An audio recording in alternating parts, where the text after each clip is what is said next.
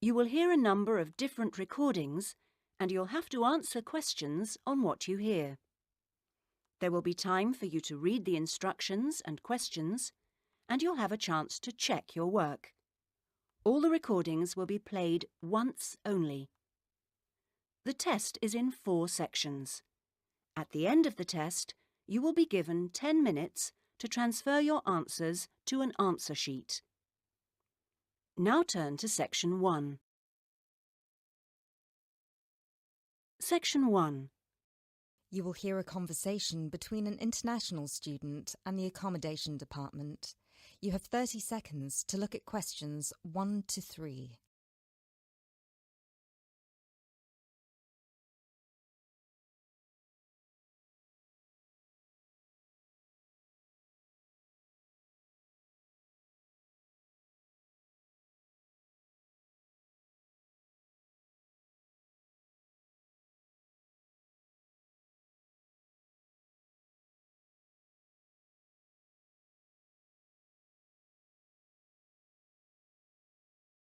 Hello, accommodation department. How can I help you?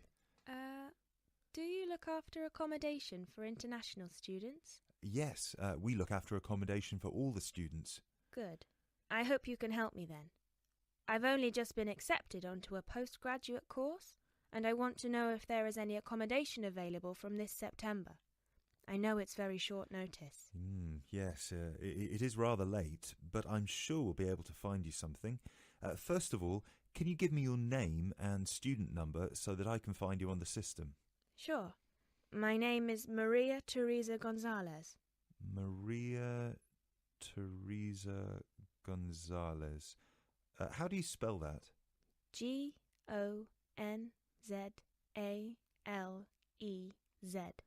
Thank you. Got it. And your student number, please? SHU 300715PG. SHU 300715PG. Ah, here you are. Department of Modern Languages. Yes, that's me.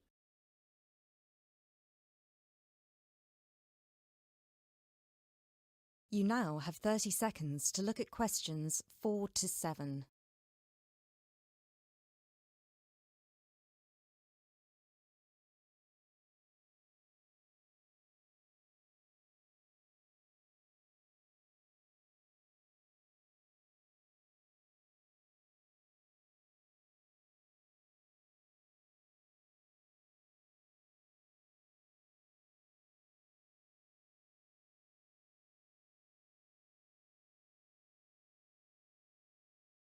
Okay, now there are several options for postgraduate students. Firstly, there is the Trigon. This is a new block near to the station and not far from the main campus. Accommodation is what we call cluster accommodation. What does that mean? There's a small group of rooms, usually 6, each with its own bathroom clustered around a lounge kitchen area which is shared. Oh, I see. That sounds good. They are very popular. The price for these is £99 per week, and we do have some availability left. However, for postgraduate students, there are other options. And what are they? There's another apartment block called The Cube, located near the west gate of the campus. Accommodation there is in 1 or 2 bedroom self-contained flats.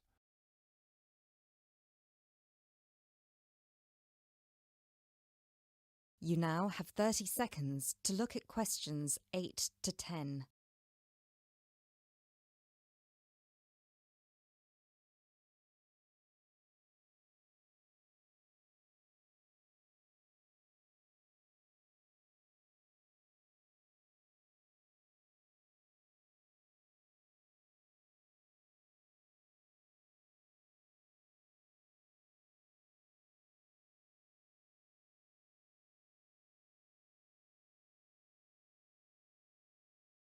So, the cube is self-contained? How does that work? Well, basically, they're just like ordinary apartments. Each apartment has 1 or 2 study bedrooms with ensuite bathroom, a lounge and a kitchen. And what is the price of those? For the one bedroom, it is £180 per week, and for the two bedroom, it is £110 per week for each person. And can I choose who I share with? If you have a friend and you would like to share with them, of course, we can reserve a two-bedroom apartment for you both. Otherwise, you just have to share with whoever else is there. Obviously, it will be another woman. I will have to think about this. Do I have to make a decision now? No, but we don't have much accommodation left, so I can't guarantee that there will still be availability if you leave it too long. Yes, that's fair. I have a friend in the management department who might like to share. I will speak with her and get back to you this afternoon. Okay, fine. Do let us know as soon as you can. I will do. Thanks for all your help. My pleasure. Bye. Bye. That is the end of section 1. You now have half a minute to check your answers.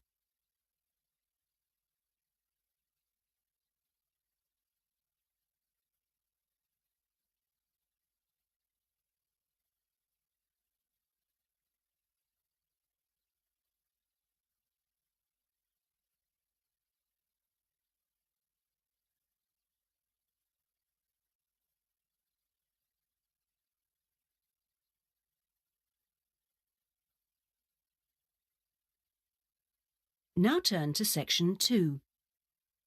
Section 2. You will hear a speech given by the head of a company to some new employees. You have 30 seconds to look at questions 11 to 16.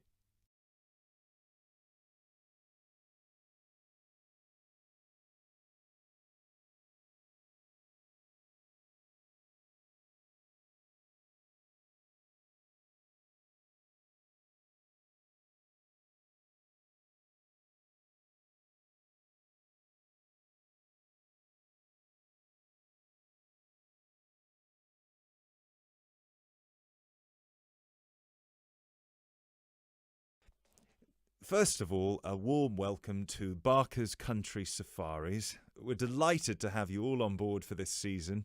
I know you've all been told a bit about the company when you had your job interview, but I thought it would be worth telling you a bit more about ourselves.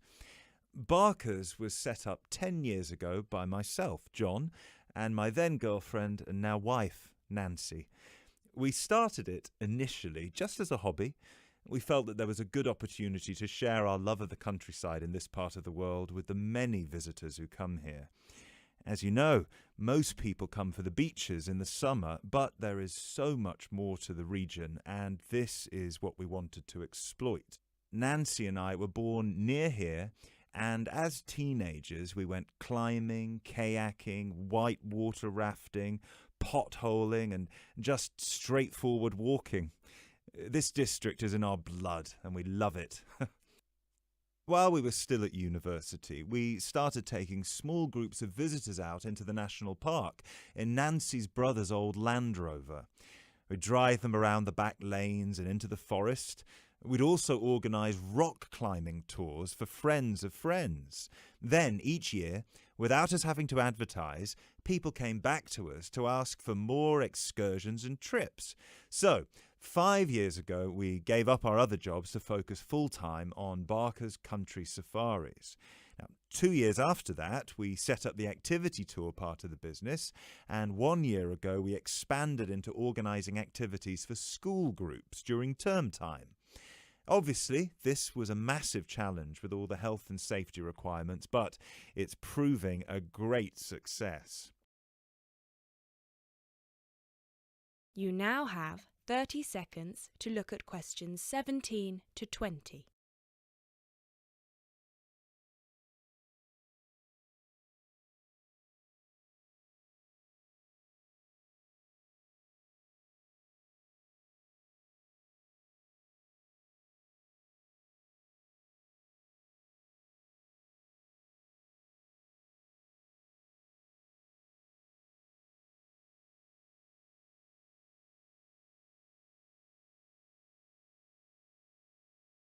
Anyway, we'll certainly not be dealing with school parties during the summer holidays. Our clients for the next 3 months are mostly family parties or groups of friends, and I'd like to talk a bit now about the tours we offer and what your responsibilities will be. Our most popular excursion is the Woodland Tour and Trail. Now, often this is sold out and we have all of our 10 jeeps in convoy with 8 people in each jeep. It's a lot of fun. These tours really offer a taster of what we can provide. So as both driver and guide, it is important that you do a good job here so they come back for the bigger tours. I will talk about the commission package later. As the summer days are so long, we have 3 tours each day, but you will not be expected to work on more than 2 of them. Morning tours start at 8 a.m. and go to midday.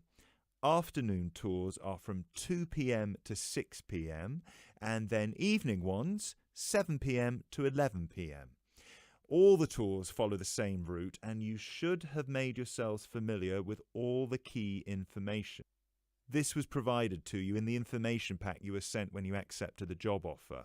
This is important, so if you haven't had time yet, please do so now. Our second most popular tour is the Family Exclusive.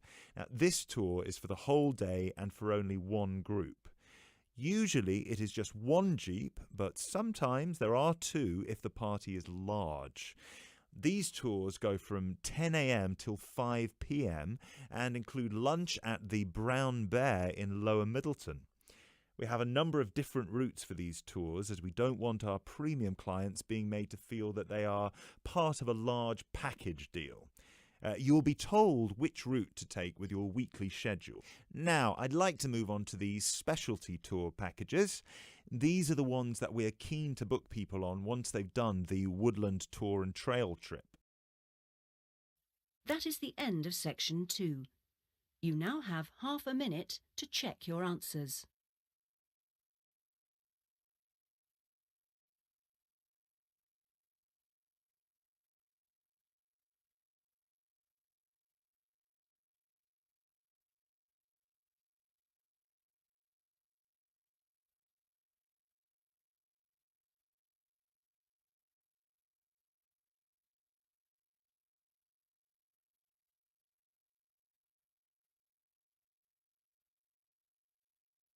Now turn to section 3. Section 3.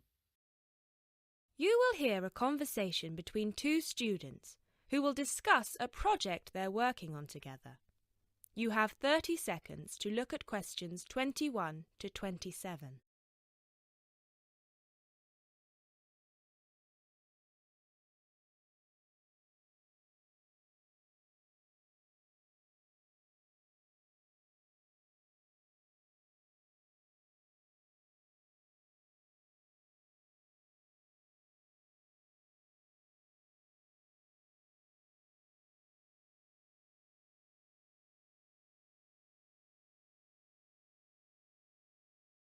Hey Jess, glad you could make it.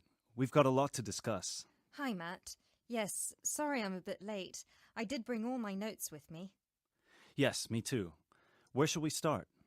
Well, I think it would be a good idea to clarify our objectives just one more time. Yes, good idea. Okay, here we are. We need to record, photograph, and identify the plant species in 10 1-square-meter plots. Does it say anything about where these plots should be and how they should be laid out? Ah, here it is. It says that all the plots need to be no more than 10 meters apart. And how do we choose them? Ah, this is the fun part. I remember this. Here we are. Make a 1-meter square frame using bamboo sticks available from the department stores. Yes, we've already done that. I know, I'm just reading the whole section. Okay. One person stands roughly in the middle of the chosen area and throws the frame. The other person uses a tape to mark out the square where the frame landed and returns frame to thrower. The thrower then turns a few degrees on the spot and throws again. The thrower must turn slightly after each throw and vary the force of the throw until after the 10th throw they are pointing in almost the same direction as the first. That sounds a bit complicated. That's only because it's all in writing. It's just a simple throw, turn, throw, turn, throw, turn until we have 10 squares. And I guess you want to do the throwing. Well, if you don't mind. I'm sure you'll be more accurate at marking the squares. Yes, I am sure I am, and I'm sure you've got a stronger throwing arm.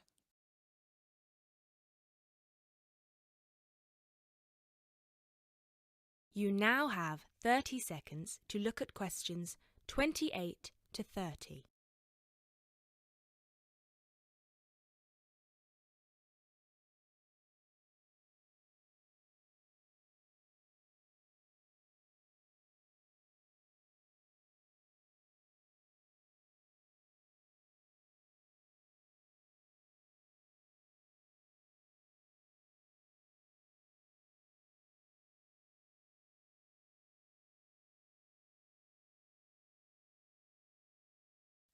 Okay, good. We've got that sorted. Now we need to decide where to go. Yes, I've been thinking about that, and I've brought the map. Ah, well done. I forgot mine. Now, I've identified 3 possible locations, but they've all got some disadvantages. Okay, fire away. Well, the area around this lowland marsh could be interesting. There'll be a lot of interesting water plants here. Looks good, but what's the problem? Mainly that it's already a designated nature reserve, and I think there's already been a lot of research done here. Ah, I see. Well, I'd rather do something that's new and can be useful. I agree. That's why I identified this area further west. See, here, behind the beach. Oh, yes, I see. That area there, where it's flat, but quite high. Exactly. If you look a bit further inland, you'll see that there are hills which will protect that area from strong north winds. I see. Excellent. But what's the problem? Just that it may not be very interesting. We know that the geology there is not conducive to a wide variety of plants. I agree. So what's your last idea? Well, I think this one is a bit of a winner, although I did want to show you the other 2. Look up here, on the north coast. Where? See this bay? Well, I know that there's been quite a lot of studies done here, but a bit further to the east, behind this headland. No one has ever looked at that. Well, I certainly couldn't see any studies. That is interesting. And the plant life could be a bit different because of the shelter from the wind the headland provides. Exactly.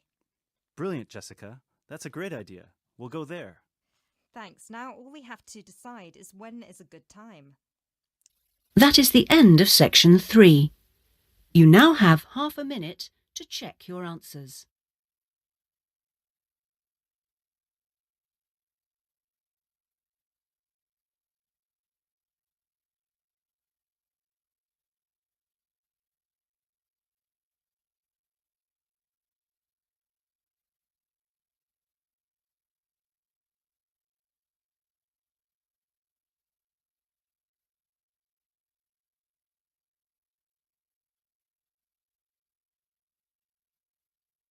Now turn to section 4. Section 4. You will hear a lecture about geotourism. You have 30 seconds to look at questions 31 to 34.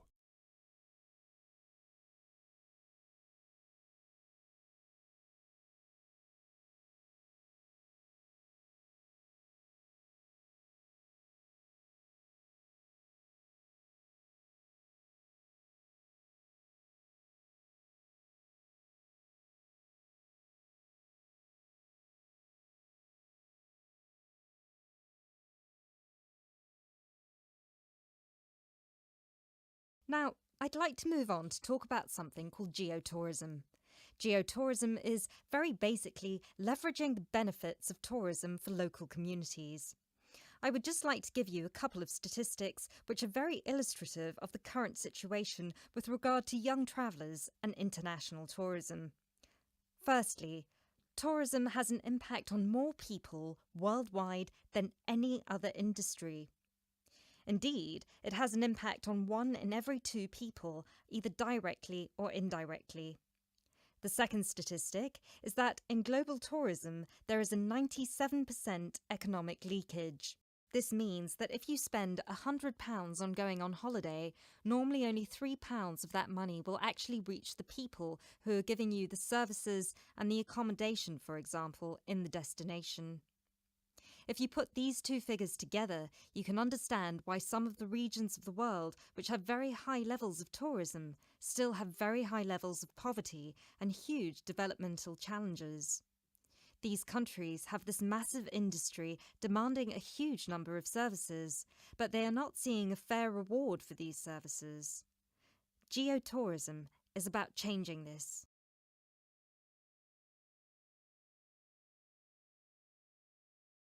You now have 30 seconds to look at questions 35 to 40.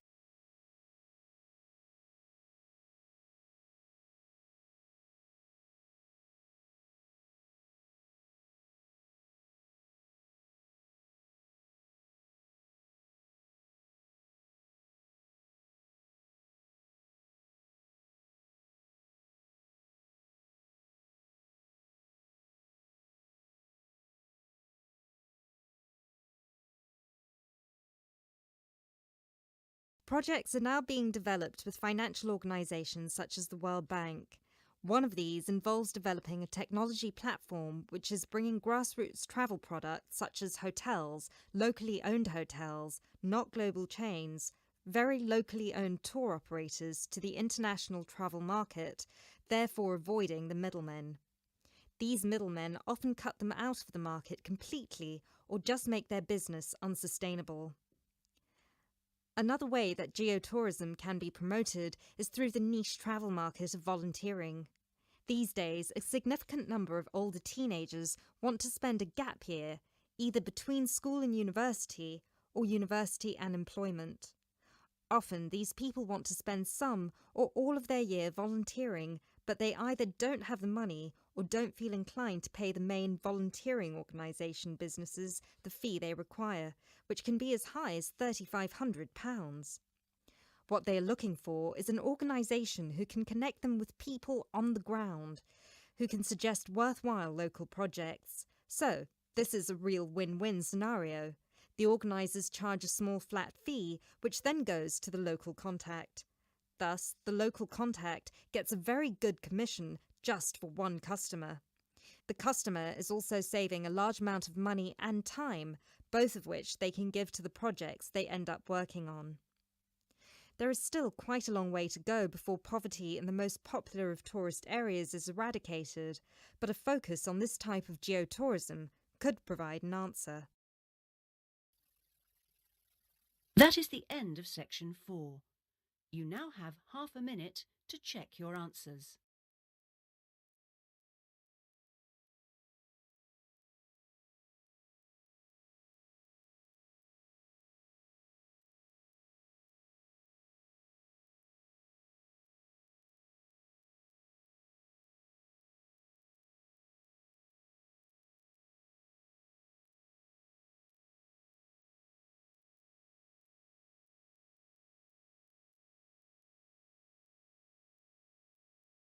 That is the end of the listening test.